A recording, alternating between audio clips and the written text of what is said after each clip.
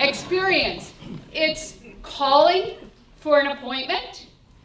The patient experience is about going in and filling out a stack of forms. The patient experience is, of course, having the doctor, following up with the doctor. My question to you is, do those experiences matter? Say yes. Does it matter? Of course. Yes, it matters. For me, it matters because it impacts my happiness during the appointment. I'd say after the appointment. Why else does it matter? Adherence to doctor protocols, absolutely. Churn, advocacy, and everything else. The thing is, many executives agree, experience matters.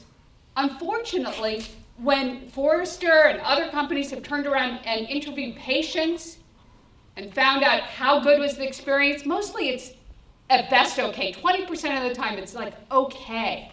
That's not very good. So that's a huge divide. Executives say it matters, we say it matters, but it sucks. So what's going on? And my thesis is it's the wrong kind of thinking. Outcome thinking is being applied every day. And what do I mean by outcome thinking? I mean, who's heard this question? Were you satisfied? Has anybody heard that question? Were you satisfied? Yeah? Raise your hands. What about this one? How likely are you to recommend us to a friend? Has anybody heard it? Yes, I saw everybody raise their hand. That's outcome thinking. That happens at the end of the game.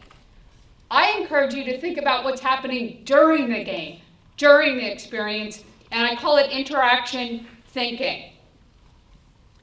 Interaction thinking takes into account the fact that experience is complex. It's hundreds, if not thousands, of auditory, olfactory, visual cues. It's many different kinds of patients. It's the sick patient. It's the very, very, very sick patient. It's the healthy patient. It's many things. So interaction thinking takes into account the complexity of experience, and the way it does that is it marries two disciplines. The first discipline is the discipline of mindfulness. And I'm going to unpack mindfulness in a very specific way.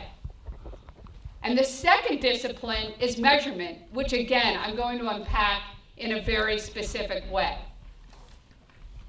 Okay, so mindfulness, and this takes a lot from the work of Ellen Langer. She's a professor at Harvard who's been studying mindfulness since the 70s. I encourage you to check out her work. But there are three key characteristics of mindfulness that I want us to really dwell inside of.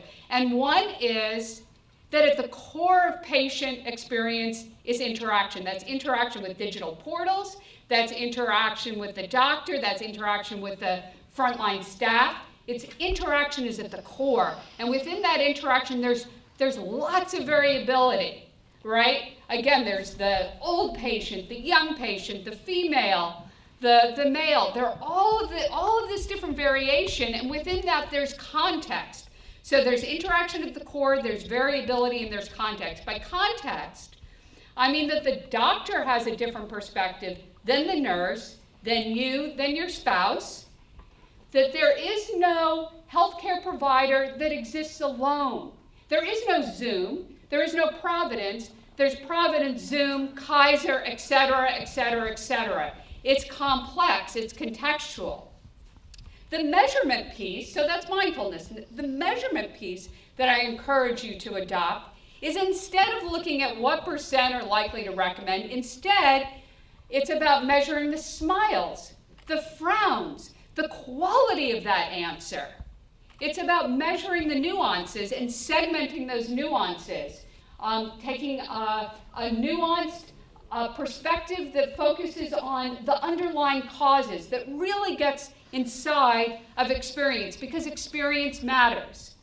So I'm Martha Brooke. I founded Interaction Metrics. We work with a variety of organizations. We use a variety of methods, all tapped into exploring experiences and infusing experience with interaction thinking so that we can transform experiences and make experiences better for everyone, because experiences matter. Thank you very much.